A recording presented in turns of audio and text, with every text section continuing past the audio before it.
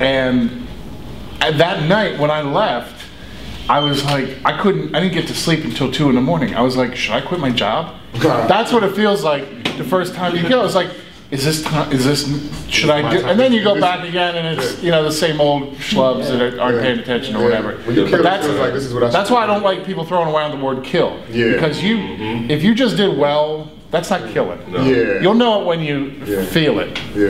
I agree. It feels like it's something you should. I'm sorry. Right? No, okay. I was going to answer that whole thing about what John had just mentioned, but when you get to the point where you quit your job, has anyone actually taken out the time to analyze how much money would you actually make in comedy until you get that big break? Like, if you walked away tomorrow and said, hey, open mics don't pay. You might get to the point where you like get the MC or feature, but have you done a comedy budget as part of your comedy goals? Have you met my wife? Well, your wife has done that for you, but for us that aren't so blessed, like, what do you, how like, I'll give an example. Like right now, I'm planning on stuff that I want to do for 2012, and at this point, I'm still at the entry feature level. I've got enough experience to MC and or feature, but if you look at what comics getting paid for once they do road time, at most as a feature, you may get $200. Now, if you calculate the gas, where you're going to stay, and your food, at what point are you going to be making money? Because you'll probably be paying like rent at home too. So has anyone like worked out a plan? You got to start calling promoters who promote multiple clubs. Right. And get on their radar screen. That's right. And then announce that you're going to be doing, say, even if you aren't, say, I'm going to be in Chicago around March. You got some bookings that I can do around there? How about Indianapolis? You got a joint in Indianapolis? You can lie to promoters. That's what they spend their entire time doing. Doing to you, right? But at the same time, find other.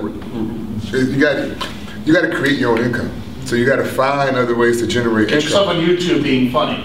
If you don't have a YouTube video, you're nowhere. Contests, that's de rigueur. You got to have contests. But you got to generate a video of yourself on also, YouTube. And that goes as part of your EPK. Look for bookers who offer up rooms as part of the package. Like, for example, a guy named Chuck Johnson does Summit Comedy. Right.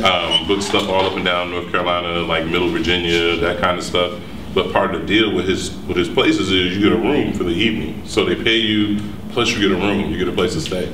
And like the more that you do those things, I forget I was talking to about this other day, but anyone who knows me in high school knows growing up that I was always a UVA fan. I was always, if I went to Morehouse, I would probably went to UVA, which I'm glad I never did. But all that to say, like I always, disdain Major League Virginia Tech. As a comic, Virginia Tech right now is a mainstay. Like it's the first place for me where they're requesting me. Like, they hit me up, hey, they're requesting you to come up here and do the room. Like, you come up here and do the room. That wouldn't happen if it weren't for checking them. Like it wouldn't happen if it, if it weren't for looking and finding these cats. And that's the other part of it too, is that you and I kind of talk about too. Like when you put yourself out there, realize that you're putting yourself out there as Jay-Z would say, as a businessman. Like, you're not just putting yourself out there to say that you're funny.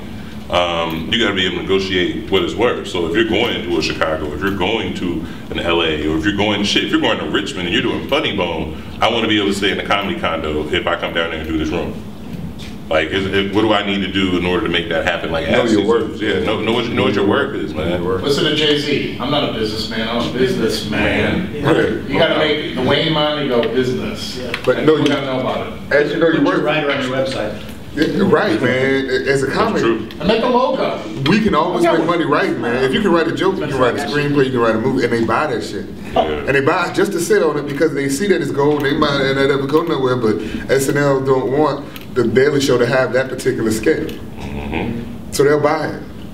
You know what I mean? They'll buy it just to sit on it. Create yourself a publishing company, cost however much to invest in yourself as an LLC, and write your ass off.